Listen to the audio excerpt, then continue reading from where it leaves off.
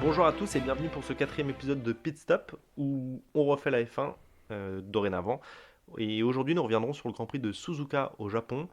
Et avec nous pour en discuter, ce sera Guillaume. Bonjour Guillaume. Bonjour Pierre-Louis, bonjour à tous, T'as vu, je t'ai pas oublié cette semaine. ça me fait plaisir. Alors avant de démarrer, nous voulions faire un petit point sur les différents retours que vous nous avez faits. Et tout d'abord un grand merci parce qu'aujourd'hui vous êtes près de 300 à nous écouter. Euh, on s'y attendait pas. Beaucoup nous ont demandé plus d'interactivité et c'est pour ça qu'on tente de lancer notre page Facebook sur laquelle dans un premier temps on vous partagera les différentes infos sur le podcast, mais aussi divers sondages. Et puis ce sera aussi l'occasion de poser vos questions et tout ça, ça nous permettra de nourrir de futures rubriques ou de Mm. futures émissions. Donc voilà, c'est l'heure d'une nouvelle rubrique, la rubrique historique, à défaut de meilleur nom pour le moment. Et c'est Guillaume qui va nous parler de tout ça. Alors oui, d'ailleurs j'apporte une toute petite précision sur Facebook. L'avantage c'est qu'on enregistre très régulièrement le podcast quelques heures après, donc n'hésitez pas à poser vos questions dans les 3-4 heures qui suivent le Grand Prix, surtout en ce moment avec le décalage horaire. L'avantage c'est qu'on les aura avant d'enregistrer le podcast, donc on pourra les lire. Vous l'avez vu, il apparaît le lundi. Non, pas le lundi Voire d'ailleurs, même le le dimanche dimanche. soir. Ouais, le dimanche, autant pour moi. Il apparaît le dimanche, donc voilà, n'hésitez pas à les poser juste après le. Attends, fais Excusez-moi, durer un peu, fais durer. j'ai- voilà, il faut savoir qu'on passe beaucoup de temps au montage à supprimer mes E. Voilà, écoutez-les bien attentivement dans ce podcast du jour. Trêve de plaisanterie. Nouvelle rubrique historique parce que là c'est venu d'une réflexion en fait assez simple, c'est que Suzuka est réputé pour être un Grand Prix historique, légendaire pour beaucoup de pilotes et même nous d'ailleurs on saisit pas souvent la portée historique de ce Grand Prix, donc on a voulu y revenir et vous raconter un peu son histoire. On y reviendra assez régulièrement, surtout sur des Grands Prix assez mythiques ou des événements qui ont marqué la F1. On pense que c'est des choses qui vont vous plaire. Donc aujourd'hui, je ne vais pas vous parler de l'aspect technique de la piste, qui est quand même réputée comme la plus accomplie à piloter par de nombreux pilotes, mais en fait de ce qui en a fait sa légende. Notre histoire démarre non loin du mont Fuji en 1976. Réputé pour sa météo capricieuse, il marque tout de suite l'histoire avec le duel entre James Hunt et Niki Lauda. C'est la même année que l'accident tragique de Lauda au circuit du Nürburgring, qui est appelé également le cimetière, et qu'il avait vu être asphyxié dans sa F1 en flammes. Seulement quelques semaines après avoir reçu l'extrême-onction, Lauda avait fait son grand retour en Italie, et le Grand Prix du Japon constituait l'épilogue de la saison, et il s'est déroulé dans des conditions dantesques. Lauda est devant au classement au départ, mais abandonne volontairement à la fin du premier tour et laisse le champ libre à son rival anglais. Auteur d'une remontée folle, et dans la confusion la plus totale, Hunt accroche le podium et finit champion du monde avec un point d'avance. Le décor mythique du Grand Prix nippon est planté. Dans la seconde course, en 1977, c'est Gilles Villeneuve qui va faire parler de lui en allant cracher sa Ferrari derrière les barrières dans une zone interdite aux spectateurs. Malheureusement, c'est un autre âge de la F1, le plus beau mais aussi le plus dramatique, celui où les règles ne sont pas toujours respectées, et 2 fans sont tués dans cette sortie de piste. Cela marque la fin du très éphémère et déjà légendaire Grand Prix du Japon. C'est seulement 10 ans plus tard, en 1987, que le Grand Prix fait son grand retour au calendrier, sur un autre tracé, Suzuka, en pleine époque de domination du motoriste Honda, propriétaire du circuit. Le Grand Prix a souvent lieu en dernière ou avant-dernière place du calendrier, il tient donc un rôle décisif dans l'attribution du titre mondial. On revient ici sur quelques éléments marquants, quelques moments marquants et légendaires. Par exemple, la première course en 1987 est marquée par la sortie de piste aux essais de Nigel Mansell, qui se fracture plusieurs vertèbres, perdant ainsi toute chance de rattraper son coéquipier Nelson Piquet au championnat. Le Brésilien est ainsi sacré champion du monde. L'année suivante, en 1988, après un dépassement sur Prost, le légendaire Senna y décroche son premier titre mondial. Le Grand Prix japonais sera le théâtre des plus violentes passes d'armes entre les deux pilotes. Dès 1989, à quelques tours de l'arrivée, Senna place une attaque lointaine sur Alain Prost à la chicane. Prost ferme la porte, provoquant l'accrochage entre les deux pilotes McLaren-Honda. Senna parvient à repartir avec l'aide des stewards et remporte la course. C'est une image légendaire qui a fait le tour de toutes les télévisions du monde. Mais il est disqualifié peu après l'arrivée pour avoir court-circuité la chicane. Cela surviendra après une réclamation du professeur, Prost, réputé pour son art du maniement de la politique déjà très présente en F1. Prost est sacré champion du monde. Dès l'année suivante, en 1990, c'est Senna qui percute volontairement Prost à la chicane du premier virage. L'abandon des deux pilotes signifie le titre pour Senna, cela marque l'apogée de leur rivalité. Un dernier moment marquant qu'on a voulu retenir sur ce Grand Prix du Japon, c'est hélas un événement qui a eu lieu en 2014 et qui a vu la mort de l'espoir français Jules Bianchi, sorti de piste dans des conditions exécrables, allant encastrer sa F1 dans une grue. Il décédera 9 mois plus tard. Le Grand Prix se tiendra sur cette piste pendant 20 ans à Suzuka et un retour en 2007 au Fuji Speedway, nouvellement nommé, et qui a été revisité par l'architecte Hermann Tilke après un lobbying de Toyota qui lui est propriétaire de ce circuit. La course se dispute dans les mêmes conditions qu'en 1976, dantesque, et sera marquée par la victoire de Hamilton, alors pilote chez McLaren et grand rival de son coéquipier Alonso qui abandonnera la course. Le principe d'alternance est instauré entre les deux circuits, mais Toyota se retirant, l'épreuve de 2009 sera la dernière avant un retour dans peut-être 10 ans. Voilà pour cette première histoire. Je te redonne la main, Pierre-Louis. Merci pour ce beau moment. Super, alors c'était donc la rubrique historique. On va continuer sur l'enchaînement du Grand Prix, du week-end, avec le déroulé habituel. Et puis ensuite, on parlera de différents sujets à la fin du podcast. Donc on va commencer par le déroulé. Ce qui s'est passé, on a vu Mercedes dominer les essais libres 1 et 2, plutôt à notre grande surprise, et même pour les Ferrari. Surtout au niveau de la puissance, si je ne me trompe pas. Ils s'y attendaient pas forcément. Par la suite, alors on a vu les pilotes rouler plutôt fort en essais libres 2 parce qu'il se trouve que il se murmurait que il y aurait peut-être pas de qualification et que ce serait les temps des essais libres 2 qui ferait foi pour l'ordre de départ. C'est pas une exception d'ailleurs, hein. C'est la règle. Quand il n'y a pas de qualification, c'est les derniers essais qui priment. Donc voilà. Par la suite, il y a Ferrari qui a haussé le niveau en qualification et qui ont signé les premières et deuxièmes places sur la grille. S'en est suivi le Grand Prix. On en parlera par la suite. On y revient plus tard du coup. Exactement. Très bien, ça me fait plaisir. Et puis, du coup, on a eu à l'arrivée alors un Grand Prix qui a duré un tour de moins que ce qu'on a vu. Parce qu'il y a eu une erreur des commissaires. Pas de spoil sur les commissaires, voilà. On va déjà en parler suffisamment. Mais une erreur des commissaires qui a donc arrêté la course, enfin, qui a vu le résultat de la course s'arrêter au 52e tour et non au 53e. Ce qui a permis à Pérez d'être dans le classement, alors qu'il a planté sa bagnole dans le dernier tour. Et puis dans l'avant-dernier tour, du coup. Et puis on a donc vu Bottas sortir la tête de l'eau, avoir une victoire qu'on n'avait pas vue depuis longtemps. Vettel et belle domination. Vettel Hamilton qui complètent le podium. Et ensuite Albon, Sainz qui place sa McLaren en 5e place, c'est pas mal. Leclerc, Ricciardo, Gasly, Perez et Hülkenberg. Voilà pour le top 10. Donc voilà, on passe aux 3 points, ça te dit ? Oui, c'est moi qui démarre ? Allez. C'est parti. Alors mes 3 points, je vais être très très rapide cette fois-ci. En numéro 1, Mercedes, champion du monde pour la 6e fois consécutive. Chapeau, rien à dire. En point 2, Leclerc, attention à ne pas se brûler les ailes. Ça fait plusieurs fois qu'il fait des erreurs. Il veut peut-être parfois aller un peu plus vite que la musique, donc il faut qu'il fasse très attention. Il est bourré de talent, ce jeune homme, et il me fait un peu penser à Verstappen il y a quelques années, qui voulait encore une fois aller plus vite que la musique et qui s'est un peu assagi. Est-ce que Leclerc serait pas dans cette phase-là ? Oui. Et est-ce que tu as vu qu'il avait en plus écopé de 2 pénalités ? Ouais, il prend une pénalité pour l'accrochage et une pénalité pour conduite alors que la voiture aurait dû être réparée. Je crois que c'est 10 et 5 secondes. Ouais, 5 et 10. Bah oui, mais t'as vu quand on s'arrache le rétro ? C'est hallucinant. Déjà, il conduit en tenant le rétro à un moment dans une ligne droite. Je sais pas s'ils l'ont sorti. Qui prend l'autre truc dans la gueule, bah, ça lui pète son rétro, ça lui coupe son rétro à lui. Donc voilà, donc Leclerc quand même limite gros jambes. Et en 3, les commissaires qui nous ont fait un festival. Le faux départ, le départ pas volé du coup de Vettel. L'accrochage, ils ont quand même mis, 10 tours avant de... D'abord, ils ont dit qu'il n'y avait pas d'enquête.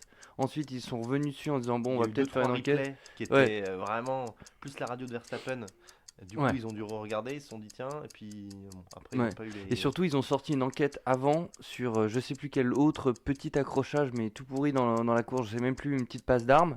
Ils sortent une enquête et là, on se dit, mais c'est pas possible. Ils sortent une enquête ensuite pour dire décision après la course, à savoir, enfin, je sais pas, on n'a pas les couilles de mettre une pénalité à faire. Je sais, franchement, Ferrari ou Leclerc, ouais. c'était super bizarre cette décision. Ils étaient vraiment paumés.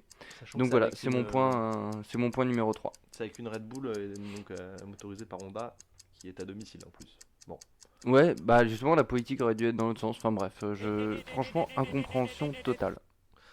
Très bien, bah merci. J'adore ton côté visionnaire parce que chaque fois tu me dis faut pas qu'on se parle de ce qu'on dit, de ce qu'on dit. On le fait pas, mais alors là on n'a même pas regardé le Grand Prix ensemble et nos Hmm. 3 points sont strictement identiques. Donc bah, en premier point pour moi c'est Mercedes effectivement qui est championne du monde. Alors qu'on imaginait encore la saison dernière que celle-ci serait la plus disputée depuis de nombreuses années. Hmm. Mais bon, Mercedes, ils ont su bosser et montrer leur domination, même si ça faisait 4 Grands Prix qu'on se disait, ah, tiens, Ouais, c'est mais sympa ce qui se passe. chirurgical. Mon deuxième point, c'est Ferrari qui, une fois de plus, donne la victoire. Alors, Mercedes, ils sont très forts, certes, mais Mais Ferrari, ouais, enfin, on peut voilà, pas s'en tapis rouge. empêcher. C'est ce qu'on appelle, on écrase la voiture, on appelle ça un tapis rouge. C'est fou, quoi. Quand c'est pas quand c'est pas la stratégie, c'est les pilotes, vice versa. Quand Non mais c'est ouais, les il y deux, a... c'est sans commentaire, quoi. Bon. Bah, d'ailleurs, mais pour la petite histoire, j'étais dans un resto italien vendredi soir et... Je lance tout de suite le premier sondage sur Facebook. Qui s'en fout? Non, c'est très rapide, mais j'étais avec un pote que tu connais, je le citerai pas ici, GDPR compliant, et donc, et en fait, c'était un bordel, mais monstrueux dans nos commandes, etc. Le resto était quasiment vide, et moi, j'ai osé cette comparaison. C'est comme en F1, c'est le bordel. Tu sais pas où ça va, tu sais pas toujours qui décide, tu sais. Mais ça arrive, c'est toujours très bon, hein. Mais bon, toujours ce petit moment voilà, ce petit aspect culturel qui est super intéressant d'ailleurs. Très bien. On met pas du tout tous les Italiens dans le même Je- panier. Absolument pas. Ouais. Hashtag dénonce ton Guillaume, je sais pas comment on dit. Balance ton Guigui. Balance ton Guigui. Non, non, mais non, c'est pour Je peux faire mon troisième point? Oui, bah attends, tu Super. m'as coupé également. J'ai failli te demander ce que t'avais En mangé, plus, mais mon histoire de. Bah, alors, j'ai pris les raviolis à la truffe. stop, je te coupe. Et- Point fermé. Non, non, non, Full ils ont stop. fait quand même une réduction de 5 euros parce que j'avais pas de truffe râpée au-dessus, ils en avaient plus. Un peu déçu. Putain, Voilà. on s'en fout. Enchaîne, enchaîne, Allez. enchaîne. Allez, même moi, j'y répondrais, mon on s'en troisième fout au sondage. Mon troisième point, je triche un peu. Il y a 3 points dans mon troisième point. Le premier, parce que j'ai pas su me décider. Le premier, c'est les commissaires de course, comme tu l'as dit. Le deuxième, c'est Albon qui est quand même un peu plus à l'aise dans sa Red Bull. Alors, on l'a vu en qualification faire le même temps que Verstappen. Il aurait pu partir devant lui, mais il l'a claqué après. Donc, du coup, il est parti après. On y reviendra à ça. Hein. Je suis pas sûr. Si, très bien. tu verras. Bon. C'est une surprise. Et ensuite, mon dernier point, c'est Bottas qui sort la tête de l'eau parce que depuis qu'il a re-signé, on a vu, je ne veux pas trop m'engager, mais quand même pas beaucoup de jolies choses. On n'en a rien vu. Ouais. C'est d'ailleurs au moment où il a re-signé qu'on s'est dit, bah que merde. Hamilton est redevenu numéro 1 et qu'on s'est dit ah dis donc. Enfin bon. Et. Là c'est bon, t'as tes 3 points. Hein. Ouais, j'ai mes 3 points. Il sort la tête de l'eau. Très bien. On continue avec les trophées du week-end. Tu vas commencer avec Ah, ton d'entrée. Grosjean d'or. Ah, on les fait d'entrée. D'accord, ça me fait plaisir. Ouais. Heureusement que je les ai préparés. Mon Grosjean. Merci. Mon Grosjean, j'ai beaucoup hésité et je vais vous partager mon indécision justement parce que là je n'ai pas tranché mon avis sur le sujet. Pour moi, soit j'en mets aucun parce qu'un Grosjean ça se mérite. C'est engagé sans lettres. Voilà. Un Grosjean, franchement, ça se mérite. Et là, il y a pas. J'ai pas vu en fait de. Pendant 2 secondes, je me suis dit Leclerc. Tu peux mettre une option sur un futur Grosjean d'or. Comment ça? Bah, Grosjean. On savait pas trop le caler. Il a fait sa petite maquette sur lui pendant qu'il pleuvait. Et elle est pas Du coup, cassée. Voilà, peut-être qu'on peut lui lancer un défi, lui demander de faire une cascade en vidéo avec ou. Voilà, moi, je pense qu'il va surtout nous faire un procès pour acharnement. Ouais, mais en fait, non, j'hésitais à mettre Leclerc parce que. Mais c'est. En fait, je reste sur le aucun parce que Leclerc, c'est une bourde. Mais il n'y a pas de tête à queue dans le sens inverse de la piste. Enfin, tu vois, il n'y a rien de grandiose. Ouais, ouais. Donc pour moi, il n'y a aucun gros genre sur cette course. C'est Très peut-être bien. dommage d'ailleurs. Ouais. Et ce qui me fait me demander si tu as vraiment suivi la course jusqu'au bout, parce que pour moi, il y en a un, c'est euh, c'est la définition de notre trophée qu'on appelle le Gros Jean d'Or, Ouais, vas-y. sans viser personne. C'est Pérez dans Alors, l'avant-dernier tour. C'est voilà, c'est au moment où il faut pas, c'est con quoi. ouais, non, c'est vrai, c'est vrai, c'est vrai. Je te cache pas que je l'ai peut-être pas sélectionné, mon attention était peut-être pas optimale à ce moment-là. Mais voilà, moi j'ai trouvé Mais ça très très beau quoi. je l'ai vu, ouais, mais un peu en décalé, donc ouais, je peux te Et en plus, ça l'accorder. faisait longtemps que la réalisation du Grand Prix avait pas été aussi réactive, aussi rapide, et comme Ouais. par hasard, pouf, c'est pour nous montrer ça. Bon, ok, Euh, je te le donne. Le tien est plus intéressant que le mien. je m'en doutais. Et alors, c'est quoi ton moment miel du Grand Prix ce coup-ci? Alors, mon moment miel, c'est un petit message radio de Ricciardo. Je sais plus à quel tour ça se passe. Il est derrière Hülkenberg et Hülkenberg n'arrive pas à dépasser pardon, une Force India qui est devant lui. Enfin, Racing Point, là, je sais plus comment ils appellent. Racing Euh, Point. Racing Point. Et qui, on lui donne le feu vert. Il dépasse en disant merci les gars, je vais m'en occuper.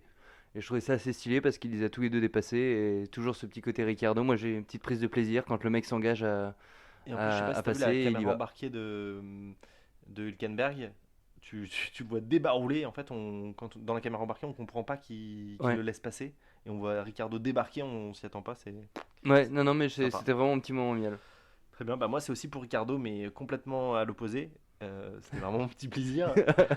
C'est donc avec ce bon vieux Daniel. Cet acharnement. Non, non, Daniel Ricardo. ne le baisse pas à ce bon vieux Daniel, s'il te Très plaît. bien. Donc Daniel et Ricardo. Qui Euh, potentiellement va rempiler avec Renault, donc. oui. Mais sauf que, enfin, alors, c'est peut-être pour ça qu'il a dit ça, mais en tout cas, à la sortie des essais libres, il a dit super quoi. Je Les rigole pas. améliorations sur la voiture, l'aileron, c'est vraiment beaucoup mieux qu'avant. Et puis, je sais, ça aurait pu être le fantomas de la qualification quoi. Il s'en rancune. Pour nos auditeurs, Pierre-Louis est en train, par son regard, de chercher désespérément un début de fou rire chez moi. Je ne tremblerai pas.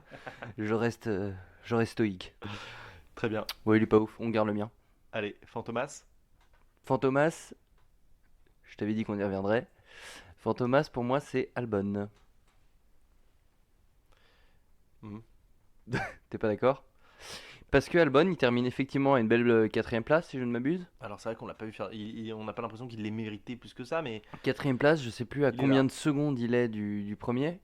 Et il est quatrième parce que Verstappen et Leclerc se tapent. Et je suis intimement persuadé que s'il ne se tape pas, il finit derrière eux sans avoir la moindre espoir de. Mais je me demande s'il finit C'est pas la course derrière une. automobile, Guillaume. Quoi? C'est la course automobile. Oui, mais tu vois, il Non a mais oui, pas. Mais bon, de toute façon, très bien. moi je prends à prendre un pari maintenant. Pour moi, c'est lui qui est dans la Red Bull l'année prochaine. Je pense aussi. Donc, Euh, euh, donc voilà, mais ouais, transparent parce qu'il avait. Enfin, tu vois, il était là. Alors que Verstappen, justement, a on cette aime bien, capacité, voilà, on peut d'animer croire les qu'il débats. aurait été chercher les autres ou il aurait créé quelque chose. C'est vrai. Voilà. Bah, moi, je continue un peu dans ce concept-là, hein, grosso modo. Qui a vu Daniel Cat là? Ouais, C'est qui? bah, j'ai failli le mettre aussi. Qui est ce garçon? Il a fait c'est pas lui qui s'est accroché avec. Non, c'est pas lui. Et puis lui, pour le coup, du coup, on n'est vraiment pas sûr il soit choisi pour rester chez Ah Toro si, si, Rosso, il est hein. confirmé lui. Ah ouais, Ils chez l'ont Toro Rosso? confirmé. Ouais, ils l'ont confirmé Autant chez pour Toro moi. Rosso. Bah après, encore une fois, on sait qu'il a dit, donc. Oui, pardon. Oui. Enfin, c'est confirmé, c'est pas confirmé. Ouais, Enfin, mais non, normalement, lui, ok. justement, dans les incertitudes, quand on a fait le point en Donc il championnat, saute on juste avait après la fin de la vérifié. saison. Quoi? C'est bien le Marco qui l'a dit. Il Ouais, saute non, je après la pense même saison. que c'est un communiqué de Toro Rosso quand on avait Ok. vérifié. Pour moi, c'est lui le pilote confirmé et enfin, en tout cas, ouais, il est confirmé et absolument pas éligible au baquet Red Bull. D'accord. Très bien. Voilà. Euh, Rubrique suivante, la note du Grand Prix. Ouais. Alors, on n'a pas de bol. Je trouve on n'a pas des super Grands Prix depuis qu'on a commencé notre podcast. Ouais. Mais bon, vas-y, je te laisse enchaîner là-dessus. Alors, j'ai changé ma note là dans les 5 dernières minutes. Je vais être beaucoup plus sévère. Je mets 9 sur 20. 9 En sur dessous de la 20 moyenne, donc. ouais, en dessous de la moyenne parce qu'en fait, tous ces jeux, quand tu repenses au Grand Prix au global, tous ces jeux au premier tour, au premier virage même. Derrière, Leclerc, on savait qu'il remonterait, mais il n'a même pas fait une remontée dingue. Hamilton, on a eu mais un soupçon d'espoir qu'il aille au bout avec ses pneus parce que c'est un pilote extraordinaire. Il n'y a même pas eu vraiment de joujou aux arrêts au stand. Enfin, voilà. En plus, je pense que ma note est influencée par le fait que c'était tôt le matin, donc t'es moins dans le. Peut-être qu'à 14 h, j'aurais mis une meilleure note, parce que plus réveillé, j'en sais rien. Pour info, Guillaume est licencié de la Fédération française de tour de cadran, comme il le dit. Voilà, Voilà. c'est important de Donc, dormir. bah, j'ai quand même dû mettre un réveil à 9 h. C'est quand même difficile. Mais ouais, je sais pas, j'ai vraiment pas dingue. À la base, je pensais mettre 12 parce qu'il y a un titre mondial, parce que machin, mais ce serait se voiler la face. Pour moi, c'est 9 sur 20. Et pas un point de plus. Alors c'est vrai que c'est un moment important dans la saison parce qu'il y a Mercedes qui gagne son titre. Moi je mets 11,5 parce que Qu'est-ce j'ai qu'on a dit? vu... Pardon? Qu'est-ce qu'on a dit? Non, tu as dit, t'aimerais bien qu'il n'y ait plus de virgule, Moi, j'étais plus de tranchant dans décimale. mon. J'étais plus tranchant dans mon. Très bien, donc j'ai mis 11,5. Donc tu baisses pas à 11, histoire qu'on Allez, je puisse baisse se à retrouver 11. au 10, Allez, parce que là, si on se claque la moyenne de tête, c'est. je baisse à 11. J'ai Je... vraiment l'impression de jouer Attends, avec les notes, je quoi. vais sur mon fichier Excel, bouge pas, je les rentre. Clac, clac, clac, clac, clac. Donc 11,5, on a vu un peu d'activité au début, ça m'a amusé, c'était divertissant et après tout, quand j'y pense, je mets pas une note, enfin je mets pas nécessairement une note sur la beauté du pilotage, mais plutôt sur le divertissement que me procure la Formule 1, le Grand Prix de Formule 1. Ouais. Du coup, j'ai vu un peu d'activité, petite baston Leclerc-Verstappen, enfin petite, très rapide. Ouais, Un peu d'indécision, de quoi être pas content contre les commissaires, voilà. Mais ouais. ensuite, un gros ventre mou entre le quatrième et le 50e tour. Un peu On notera quand d'animation. même, pour nos auditeurs, PL a quand même pensé à aller se claquer une douche en pause pendant le Grand Prix, tellement il s'amusait. Donc, on en conclut que ma note est mieux calibrée. Voilà, on Comme les enchaîne, pit on stops, je les coupera peut-être calibre pour mieux. le respect de ma vie privée. Euh, et Bah, voilà, vous on a projetez eu, pas et puis c'est bon, hein. sur la fin, on s'est dit que Hamilton pouvait redoubler Vettel. Bon, Ouais, ça n'a mais pas été pas le cas, mais longtemps, pas oui, longtemps. oui, non, mais je suis pas en train de te dire que je mets 16, hein. Ouais, non, c'est pas faux. Je dis Ouais, 11. c'est vrai. Voilà. La moyenne, parce que, je sais pas. C'était À lequel qui définir était peut-être. atroce cette année? En fait, il faudrait qu'on le fasse sur une échelle du Grand Prix de France. Ouais. C'est celui-là qui avait été bien dégueulasse. À une échelle du Grand Prix de France, je Alors pense que celui-ci, c'est je un pense bon qu'il vaut 15. 1,5, il vaut. Bah voilà. Il vaut un Grand Prix de France et demi. Il vaut un Grand Prix de France et demi. Ah ouais, non, mais il était atroce ce Grand Prix. Ouais, tiens, on va se le prendre comme marqueur. Grand Ouais, Prix de France 2019. ouais. Il a bien été bien dégueulasse. Et alors du coup, j'avais mis ça dans ma revue de presse pour la suite, mais ça me fait faire un lien, à savoir que le Grand Prix de France que tu exècres tellement, et ben Non, celui-là. oui, oui, oui, oui. Oui. Et ben l'année prochaine, tu seras content de savoir qu'on on aura deux Grands Prix au Grand Prix de France, au Paul Ricard. T'es sur un teaser là où on Oui, enchaîne? allez, merci d'ailleurs, ça a été un peu long. Euh, donc l'info, c'est que J'ai cherché dans le regard la réponse, je ne l'avais pas, j'ai été obligé de parler. la réponse, c'est que l'année prochaine, Spa, du coup, le Paul Ricard et le troisième, je me souviens plus duquel c'est. Spa, Paul Ricard et je sais plus. Enfin bon, voilà, Monza, je sais pas, c'est tu cherches. et Sochi, pardon. Sochi. C'était un peu long. On les verra. On aura donc deux grands prix parce que la FIA veut tenter un nouveau procédé pour les qualifications pour que ce soit des courses qualificatives. Donc du coup le samedi la qualification sera remplacée par une Ah ouais, course de ouais. 45 minutes. On en reparlera un peu tout à l'heure dans un sujet. Donc voilà, on va entamer notre premier sujet justement. Premier débat, c'est Voilà, parti. oui. Mercedes continuera-t-elle sa domination l'année prochaine? À ton avis, alors je tiens à contextualiser un minimum, enfin S'il te plaît. une ou deux petites infos. On va bien faire la différence entre le championnat constructeur et le championnat des Hum, pilotes. hum. En tout cas, je pense que le curseur il peut se situer ici.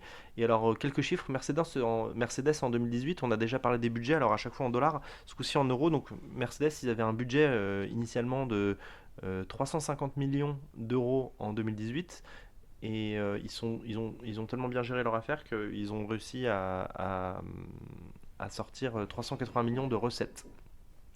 Donc, merci pour le voisin. Vous l'avez sûrement entendu, quelque chose s'est cassé. Donc voilà, ils ont sorti 30 millions en plus que ce qu'ils avaient prévu. Euh, Hum. donc c'est une bonne année. La F1 peut également être un investissement. Ouais. Félicitations Toto. Donc voilà, premier débat. À ton avis, Mercedes continuera-t-elle sa domination l'année prochaine? Donc qu'on soit sûr, on répond d'un point de vue constructeur, hein. Bah les deux. Ah, les Enfin, deux, ok. Ouais, bah après, c'est assez. Franchement, j'ai vraiment du mal à avoir cet avis. Là, on va pas se cacher. Je savais qu'on avait parlé de ça. Et en y réfléchissant, j'ai vraiment beaucoup de mal à avoir cet avis. Parce que tous les ans, on se dit cette année, Ferrari est très fort. Cette année, là, enfin, objectivement, là, en deuxième partie de saison, en première partie, il n'y a pas une nette domination de Mercedes. non mais il y a que qui gagne. Oui, mais à voiture parce que Ferrari est toujours dans ses travers. Et Oui, deuxième partie de saison, c'est encore plus marqué parce que Ferrari est clairement au-dessus. À part là, ça faisait longtemps, à part cette course, bah, que. 4 Grands Prix. Enfin, encore, ils sont en pôle, mais je veux dire, et là, ils n'ont pas dominé les essais. Mais...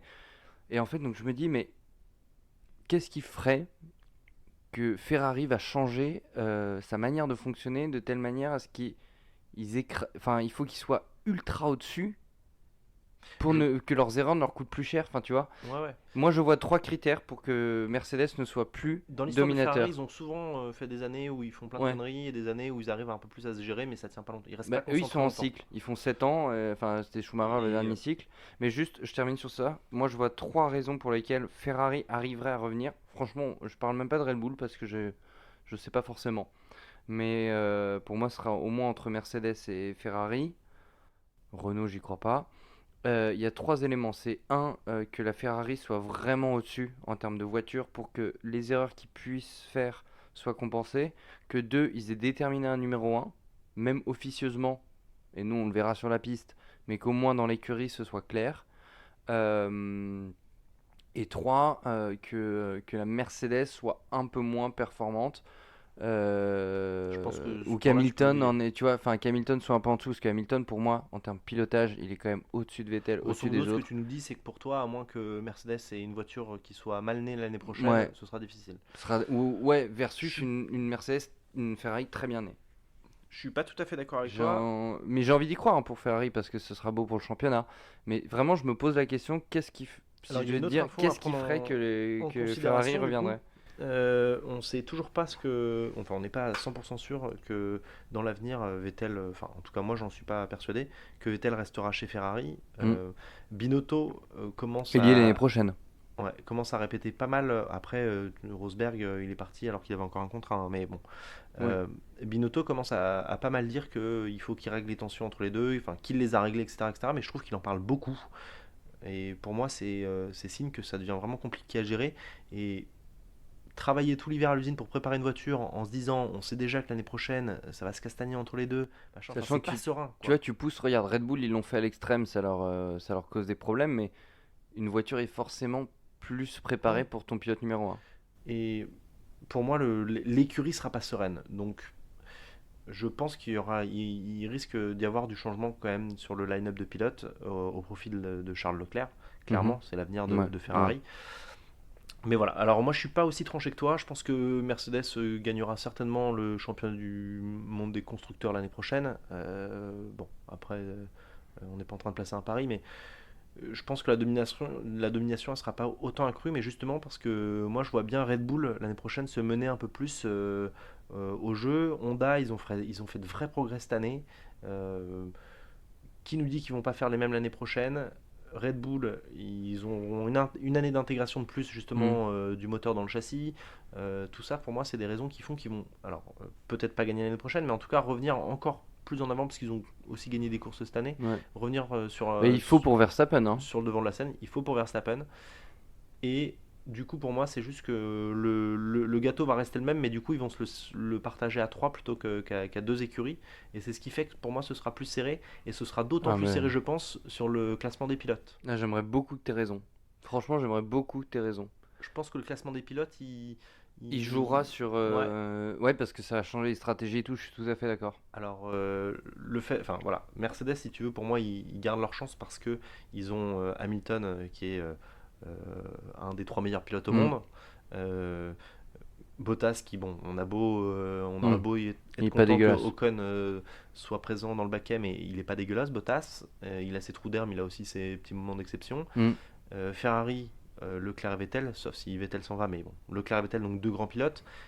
Et Red Bull, ils auront eux qu'un pilote, je pense, pour vraiment aller loin. Mais voilà, ils seront 5 à se partager le gâteau. Mm. Et, euh, et du coup, je pense que l'année prochaine, ce sera quand même moins l'hégémonie. Ouais, et puis il y a aussi un autre truc qui jouera pas mal, c'est que l'avantage, c'est que leur stratégie Mercedes, ils peuvent la faire clairement autour d'un pilote qui domine. Tu vois ce que je veux dire? Ils savent Exemple gérer la Singapour. situation. Ouais, mais tu vois, genre Singapour. Il y a Oui, tellement oui. un pilote qui est devant que voilà, le jour où les deux pilotes, bah regarde, Ouais, mais dans ces cas, ce ils ont jour-là, eu un on le gros sait, c'est avantage Hamilton. Mercedes il y a quelques années avec Rosberg parce qu'il y avait personne d'autre sur la piste à part eux deux, donc ils s'en foutaient. Mais le jour où tu as des Ferrari plus proches, que les deux se tirent un peu plus la Ils nous ont bourre, montré qu'ils savaient gérer. ouais, voilà. Bottas qui ralentit pour Alors que Ferrari ne ralentir, sait pas le machin. faire. Enfin, Alors que voilà. Ils Ferrari, savent c'est se limite, gérer. ils sont au téléphone pendant 1 heure et demie pendant la course. Je pense que Toto, il pose les Ouais. règles beaucoup plus Mm, simplement et mm. efficacement que chez Ferrari. Et voilà, le cadre est posé. Autre élément, il parle pas à la radio Toto Lewis Wolff pendant Hamilton, la course. Il donne pas de consignes pendant la course, ce qui fait que ça doit être décidé en amont. Tu vois oui, ce ça que je veux leur dire? arrive quand même. Oui, Enfin, oui, tu vois, ça leur arrive, mais je veux dire, c'est les choses, comme tu dis, sont oui, posées oui. clairement. Donc, Et puis en même temps, on va pas se le cacher, quintuple champion du monde versus mm, Bottas, bon, c'est normal. Bon, bah très bien. Du coup, on se rejoint un peu. mm. Bottas, il me fait penser, je te laisse conclure, mais il me fait penser à je sais plus quel pilote numéro 2 de Schumacher qui était vraiment son faire-valoir. Ah bah, c'est plus, c'est dommage. Barrichello? Non, ouais, Barrichello, il était plus sur l'humiliation. Non, c'était Massa qui s'était fait humilier. Fernando is faster than you. Ça, c'était dur. Ça, c'était Ça, dur. c'était très dur. Non, tu sais, Schumacher où l'autre est devant et s'arrête sur la ligne d'arrivée pour que Schumacher gagne. Mais c'était Barrichello? C'était Ouais. Barrichello. Et il y en avait eu un autre avant qui était encore plus. Vérifie tes sources, je suis pas sûr. Je vais vérifier. Mais je pense que Je c'est peux pas Barrichello. taper là Enfin parce bon, que ça va faire du bruit, mais vas-y. très bien. On enchaîne avec la revue technique. Cette semaine, on va parler des volants de Formule 1. Superbe. Euh, c'est quand même un sacré bijou de technologie, tout le monde le voit, on se pose toujours la question de qu'est-ce qu'ils peuvent bien faire sur ce volant.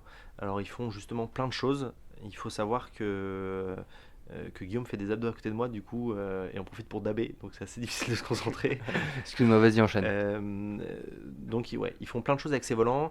Un volant à fabriquer, les écuries le fabriquent quasiment à 100%, à 90% elles-mêmes on va dire.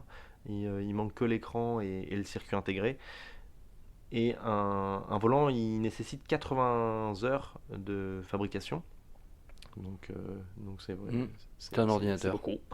C'est un ordinateur.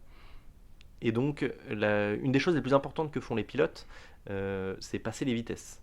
Pour aller plus vite, pour freiner, pour faire plein de choses, etc. Passer les vitesses, ils changent à peu près 50 fois de rapport par tour. Et donc, pour optimiser ce changement de rapport, il y a des diodes, enfin, une ligne de diodes dont la couleur change. Et ça leur indique quand la diode est violette qu'il faut passer au rapport supérieur. Donc ça, c'est une des choses les plus importantes. Ça leur permet de gagner du temps. Euh, ensuite, les pilotes, il faut savoir qu'en moyenne, ils touchent à peu près entre 5 et 10 fois le volant, enfin les réglages sur Hmm, le volant par tour. Qu'est-ce qu'on y trouve? On y trouve beaucoup de choses dont on a parlé dans le dernier podcast sur l'équilibre de la voiture. Donc ils touchent au différentiel, ils touchent à l'équilibrage des freins, à la répartition du frein avant, frein arrière. Ils peuvent appeler leur écurie au micro. Ils ont également un bouton pour la pompe à eau. Ils mhm. ont dans leur casque relié un petit tube avec de l'eau. C'est connu parce qu'il me semble que c'est Grosjean qui avait eu un Ouais. souci de pompe. En fait, il n'y a pas eu un souci de pompe, c'était à Ouais, Singapour. c'était plus réfrégéré et l'eau L'eau était était bouillante. à 50 degrés, donc il pouvait pas, enfin à 60 degrés, il pouvait pas la boire tellement c'était brûlant. Et donc Grand Prix de Singapour sans pouvoir boire. On rigole beaucoup sur Grosjean, mais là chapeau parce Ouais, qu'il devait avoir chapeau la pâteuse à artiste. la fin de la course. Donc Vas-y, pardon, voilà, continue. alors ils ont un menu aussi, un écran avec un menu parmi lequel ils naviguent. Donc voilà, ils peuvent faire des réglages pour les entrées, milieux, sorties de virage, et ce pour chaque virage. Donc vous vous rendez bien compte que ça fait beaucoup de réglages, une dizaine de fois, sachant qu'il y a peut-être 15 à 20 virages sur un circuit. Ça veut dire Mm. qu'une fois tous les deux virages, ils sont en train de bouger une molette, et Ouais. puis il n'y a pas tout le temps des lignes droites. Donc ils sont quand même balèzes. Euh, sur ce volant, on trouve également par conséquent les palettes pour changer les vitesses et également deux palettes qui sont pour l'embrayage. Mm. Il faut savoir que chaque volant est différent. Premièrement, parce que l'écurie qui l'a construit, les écuries qui les construisent ne sont pas les mêmes. Donc ils font chacun un peu leur dessin et leur conception. Et ensuite, au sein d'une même équipe, bien souvent, les pilotes choisissent eux-mêmes Mhm. l'emplacement de chaque bouton en fonction de leurs préférences, ce dont ils ont l'habitude d'utiliser en Grand Prix. Parce qu'à 300 km/h, il faut que ce soit instinctif. Mm. Donc c'est même des boutons qui viennent, il me semble, pas de la NASA, mais de l'aérospatiale, Mm. ultra quali et très agréable au toucher, et on sent bien, enfin voilà, très précis, etc. etc. Je pense qu'on a fait un bon tour de ce pourquoi il fait le volant. Alors on a failli d'ailleurs, j'aurais bien aimé voir le rapport détaillé sur Vettel qui bloque ses freins, qui bloque Mm. ses roues à l'entrée des stands. Ils ont ce qu'on appelle le pit limiter. Ah oui, Donc ils ouais, appuient dessus et important. paf, ça limite la vitesse à 80 km/h ou à 60 km/h sur certains Grands Prix, qui est la vitesse à ne pas dépasser Mhm. dans la ligne droite des stands. Tu pensais à autre chose sur le volant? Non, Oublié de je ma veux part. juste souligner, mais c'est vraiment un élément, souvent vous voyez des abandons en disant le volant c'est éteint. Quand le volant s'éteint, c'est la voiture qui s'éteint. Vraiment clairement, euh, C'est le c'est le cerveau. cerveau de la voiture. C'est avec le volant aussi. Alors ils ont aussi un bouton pour ouvrir le DRS, qui est Mm. l'aileron arrière mobile, qui permet de diminuer la Mm. traînée et d'aller plus vite en ligne droite. Qu'est-ce qu'ils ont de plus? Non, il y a un truc que je voulais La rappeler. récupération d'énergie aussi. Ouais. Très important, parce que ça, c'est eux qui gèrent. C'est aussi ultra important. Ils gèrent les différents modes. C'est ce qui leur permet de recharger les batteries et Mm. puis d'utiliser la puissance un peu plus tard sur le circuit. C'est quand les feux arrière des F1, quand vous les voyez clignoter rouge, ça veut dire qu'ils sont en train de recharger leur batterie. Selon les voitures, etc., certains virages sont plus propices au rechargement de batterie. Souvent, les pilotes avec leurs ingénieurs se mettent d'accord en amont de la course quelles sont les meilleures zones de récupération de batterie selon les caractéristiques de leur voiture. Donc ils savent à quel moment l'activer, donc ça devient déjà un réflexe pendant les essais, ils le déterminent. Je voulais rajouter un autre truc, c'est que... Les aujo- cartographies moteurs aussi. Donc ils Ouais, choisissent exactement. voilà, d'avoir le full power, comme ils disent, Ouais. ou justement de vouloir entretenir un peu plus le moteur et être sûr Mm. d'augmenter sa longévité. C'est pour ça qu'ils demandent souvent l'autorisation. En fait, moi, jusqu'à la dernière course, je crois, j'étais persuadé qu'il fallait que l'écurie active quelque chose, alors qu'en fait, non, ils ont la possibilité d'activer plus de puissance sur le moteur. En revanche, ils demandent l'autorisation parce qu'ils n'ont pas accès aux data sur le moteur en temps réel et qu'un moteur doit faire plusieurs courses. Et donc, c'est pour ça qu'ils demandent des moments d'utilisation. Ils doivent avoir le go de leur ingénieur. C'est pour ça que la dernière fois, Leclerc a un peu râlé parce qu'on ne lui laissait pas. Un dernier Exactement. point, juste pour vous donner une petite métaphore pour illustrer la complexité d'un volant. Imaginez quand les pilotes changent des choses sur leur volant, c'est un peu comme si vous deviez taper un texto sans faute d'orthographe pendant que vous êtes sur une montagne russe. C'est à peu près ça l'idée, et eux font très rarement des fautes. À part Maldonado à sa grande époque, qui changeait des trucs et qui s'en plafonne à l'entrée des stands. En réalité, on en a quelques-uns. Ouais, mais On peut citer, mais je veux pas m'acharner, on je veux arrête pas parce qu'on est m'acharner. méchant. C'en est fini. On passe au deuxième débat, comme tu aimes l'appeler, au deuxième sujet, qui est le format des Grands Prix doit-il changer? Non. Alors, Suivant. alors aujourd'hui, à savoir qu'aujourd'hui, les pilotes, alors les écuries arrivent souvent le mercredi sur le circuit. Le jeudi, c'est la journée presse, les conférences, etc. Le vendredi matin, on a les essais libres 1. Le Mm. vendredi après-midi, les essais libres 2. Le samedi matin, les essais libres 3. Le samedi après-midi, les qualifications. Et le dimanche, bien sûr, la course. Alors tout ça au milieu de tout ce programme de Formule 1. Alors c'est pas sur tous les circuits, mais sur tous les circuits, il y a, il y a d'autres courses, d'autres catégories de sport auto, donc de F2, de F3 et bien d'autres. Donc voilà. Il faut savoir que là, par exemple, alors Ocon nous a dit que les essais libres 3 ne servaient pas à grand chose chez Mercedes. Les essais libres 3, ils font tout d'abord 1 heure, alors que les EL1 et EL2 font 1 heure et demie, donc elles sont plus Mhm. courtes. Et c'est vrai que souvent, ils roulent un peu moins vite, ils continuent de tester, ils roulent pas tout le temps imparti, Mais etc., normalement, etc. s'ils sont prêts, ils ont pas grand chose à vérifier là. Par contre, là où je suis justement, moi, pas d'accord, c'est que on a vu par exemple chez Toro Rosso, le jeune japonais Yamamoto rouler en essai libre 1 dans la voiture de Gasly.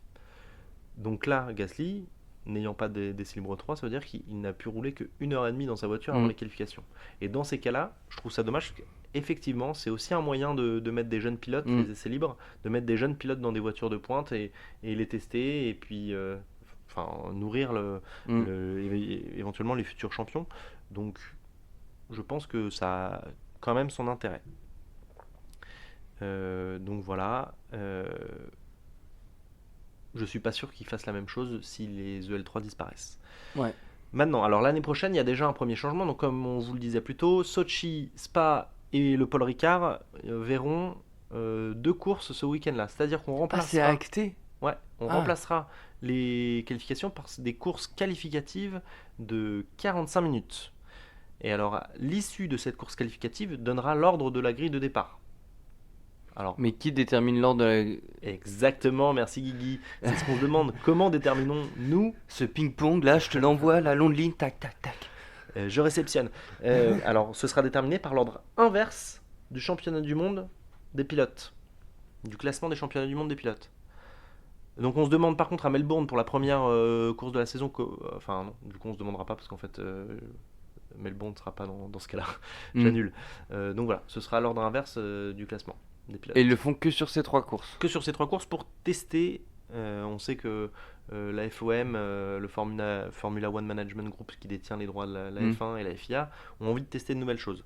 Donc ce sera l'occasion de tester. Franchement, je sais pas si ça va être bien, mais j'ai envie de voir. Bah ouais, moi Moi, aussi. je veux juste voir Ça me fait un une... départ avec Hamilton en dernière position et Stroll, Alors, je suis ultra d'accord. Grosjean en pôle. Enfin, tu vois. Mais du coup, est-ce qu'on peut penser éventuellement à un calendrier où on détermine certaines courses, peut-être certaines courses ennuyeuses peut-être, enfin, qui par le passé ont une Mm. réputation, la réputation d'être ennuyeuses, typiquement le Paul Ricard, Sochi, alors c'est pas moins, mais C'est pas moins, ouais. enfin moins du tout. Mais par contre, Imagine, pour il ces courses pleut le ennuyeuses, samedi, ça pas va le. mettre Enfin, un bordel pas possible, potentiellement.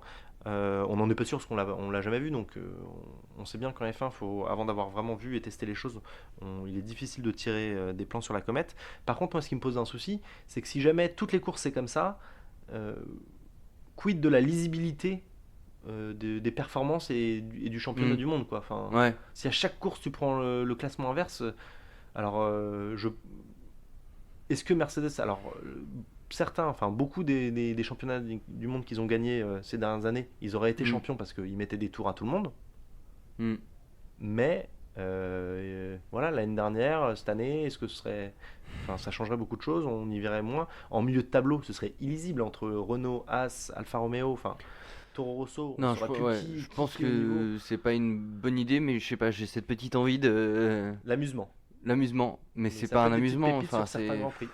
moi je pense que je suis Tout en comme accord avec en c'est Formule Hamilton 2, qui l'a dit, c'est tout c'est comme en qu'il Formule s'attaque 2. pas au bon problème, il s'attaque pas au bon problème. Ouais, après tu vois, en Formule 2, le dernier Grand Prix de la saison, il vaut double, il me semble.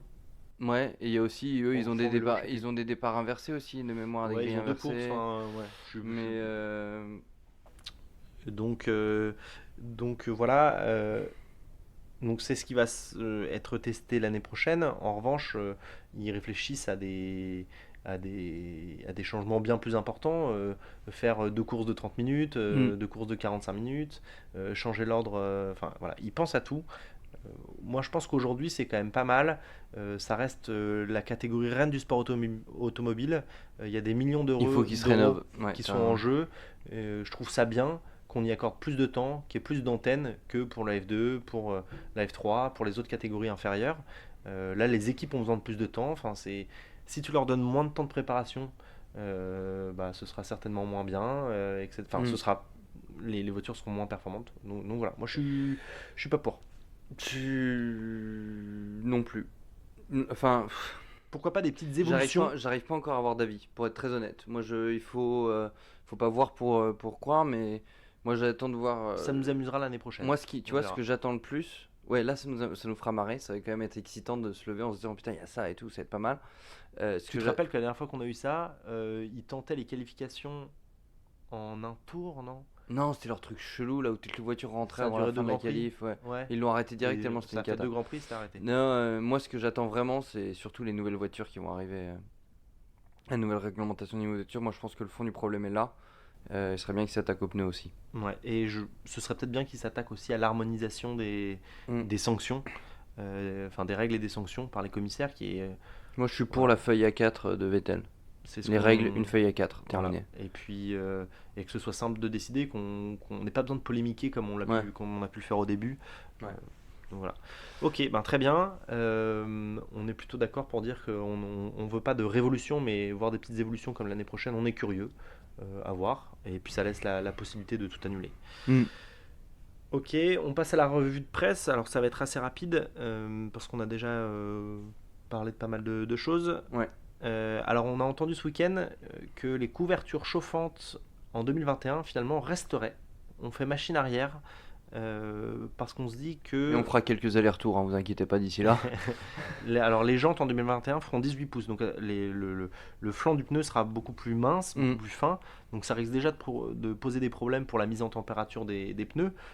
Donc en plus si là on retire les couvertures chauffantes, déjà qu'on Mm. sait que les pneus, enfin, peu de gens en sont fans, donc voilà, on Ouais. n'accroît pas la difficulté pour 2021, on laisse les couvertures chauffantes et puis on verra plus tard. Donc voilà, date à noter le 31 octobre, le règlement technique de 2021 sera normalement fini. On espère avoir des publications. Et puis, alors nous, de notre côté, on se dit pourquoi pas vous faire une petite émission spéciale sur justement ce règlement pour en discuter Mm. et en échanger Surtout et puis s'il y a vous des tenir au gros courant. marqueurs de changement, ça va être intéressant. Exactement. On a aussi vu dans les journaux Verstappen et sur les réseaux Verstappen proposer un tournoi de FIFA samedi, vu Mm. qu'il ne savait pas quoi faire. Je sais Euh, pas s'il a gagné d'ailleurs. J'ai vu la photo où il joue avec Ouais, je Sainz sais pas. et tout ça. J'ai pas vu. Je suis mal documenté. Euh, Info importante. Alors il y a enfin, info. Ce sont un tox plutôt. Enfin, Mm. c'est des rumeurs comme quoi Mercedes quitterait la F1 en 2021. Et ces rumeurs sont nées ensuite aux annonces de McLaren qui quitterait Renault Mm. pour Mercedes. Euh, Moi, je me dis qu'on peut éventuellement y songer. Il retournerait avec un partenaire historique. Ce serait peut-être le moment de partir avant que tout soit Quand on est tout en haut, quoi. exactement comme enfin voilà. Euh, je me dis pourquoi pas. Mm. Sachant qu'on parle de nouvelles équipes, etc. Alors c'est vraiment qu'une rumeur, on y pense parce que on voit McLaren Mercedes, mais la question reste en suspens. Quel chemin pour McLaren, hein, quand même. C'est fastidieux. Et voilà, c'en est fini pour la revue de presse. Court mais intense. Ouais, mais c'est important d'y revenir. Allez, à toi pour la revue Twitter X. Alors, ça va être encore plus court et encore plus intense. D'ailleurs, j'annonce d'ores et déjà que là, cette revue Twitix, c'est la dernière uniquement sur le Grand Prix. Parce que je me rends compte que ça manque un peu d'infos.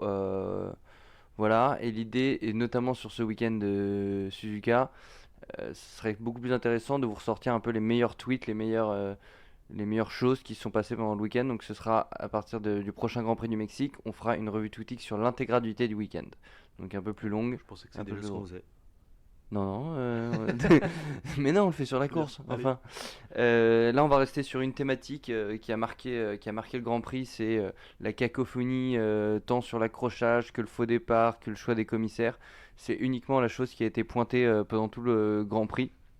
Très honnêtement, il y a quelques éléments qui se ressortent sur la belle course de Carlos Sainz qui effectivement reste est en train de largement dominer Lando Norris. Donc ça a été souligné par quelques tweetos. Au-delà de ça, le sujet dont on a parlé, c'est le choix des commissaires. Et même pas tant sur les sanctions en elles-mêmes, elles sont pas discutées, mais c'est vraiment le procédé avec en apogée le drapeau à damier. Donc je vous reprends euh, trois tweets qui résument un peu le message du week-end. Le premier, la direction de course de Massy est une catastrophe. J'ai rarement vu un tel bordel pour prendre une décision. Ça m'en ferait dégoûter de la F1. Bon, toujours à chaud, hein, bien évidemment. Alors oui, avec Charlie Il a mis hashtag Whiting. prise de recul, ce garçon. Non, hashtag F1, c'est le seul qu'on retrouve.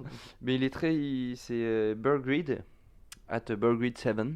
qui est français, mais qui souvent met des tweets assez pertinents, parfois un peu tranchés, effectivement. Il termine par: alors oui, Equitting, c'était pas tout blanc, mais il y avait un minimum de constance dans les sanctions. Là, il y a zéro cohérence. Bon, il tire un. C'est vrai que Oui. cette année, il y a eu 2 ou 3 moments où les décisions se ressemblaient pas d'un Grand Prix à l'autre. On peut aussi laisser le gars arriver, se faire son expérience, Oui, mais oui, bon, bien sûr, mais là, on est d'accord. il patauge un peu. Euh, Un très beau de la Fédération française de la loose qui nous dit: notre avis sur ce GP du Japon, la FIA voulait prouver à Ferrari qu'ils ne sont pas pro Mercedes, c'est un succès. Pour moi, c'est le plus beau tweet qu'on aurait eu du week-end. Voilà.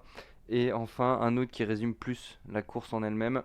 Toutes ces heures pour une course comme ça, entre les premiers tours, les commissaires indécis et les stratèges totalement perdus, je suis un peu déçu. Hashtag Japanese GP. Voilà pour les tweets de la semaine. Effectivement, les trucs les plus drôles étaient plus sur ce qui s'est passé, ce que les pilotes avaient, j'ai dit un joueur, avaient prévu sur leur samedi.